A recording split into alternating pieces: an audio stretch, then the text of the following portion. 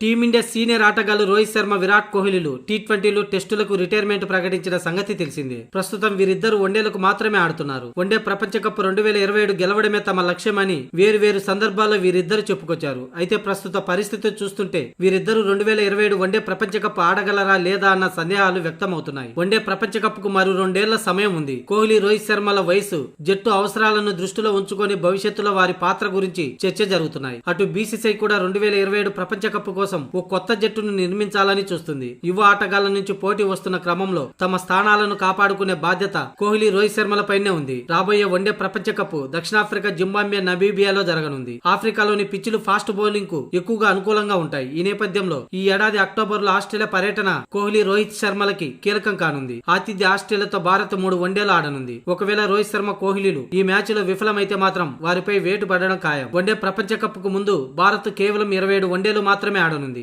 ఈ మ్యాచ్లు కూడా వివిధ సిరీస్ లో టీ20లు, టెస్టుల మధ్య జరగనున్నాయి. ఈ నేపథ్యంలో కేవలం వన్డేలు మాత్రమే ఆడుతూ రోకోద్వయం ఫామ్ ను కొనసాగించడంపైనే వారి భవితవ్యం ఆధారపడి ఉంటుంది. స్వదేశంలో 2023లో జరిగిన వన్డే ప్రపంచ కప్ లో టీమిండియా త్రుటిలో కప్పును చేజార్చుకుంది. వరుసగా అన్ని మ్యాచ్ల్లో విజయం సాధించి ఆఖరి మెట్టుపై బోల్తా పడింది. ఆస్ట్రేలియాతో జరిగిన ఫైనల్ మ్యాచ్ లో ఓడిపోయింది. దీంతో కెప్టెన్ గా వన్డే ప్రపంచ కప్ ను ఎత్తాలన్న రోహిత్ శర్మ కల చెదిరిపోయింది. నాటి ఫైనల్ ముగిసిన తర్వాత రోహిత్ శర్మ, కోహ్లీలతో పాటు యావత్ భారత్ భావోద్వేగానికి లోనైంది. దీంతో 2027లో ఈ రోకోద్వయం మరోసారి వన్డే వరల్డ్ కప్ లో సత్తా చాటి తమ కలను సాకారం చేసుకునేందుకు రెడీగా ఉన్నప్పటికీ వీరి సెలక్షన్ విషయంపై బీసీసీఐ ఎలాంటి అడుగులు ముందుకు వేస్తుందనేది అందరిలోనే ఆసక్తి.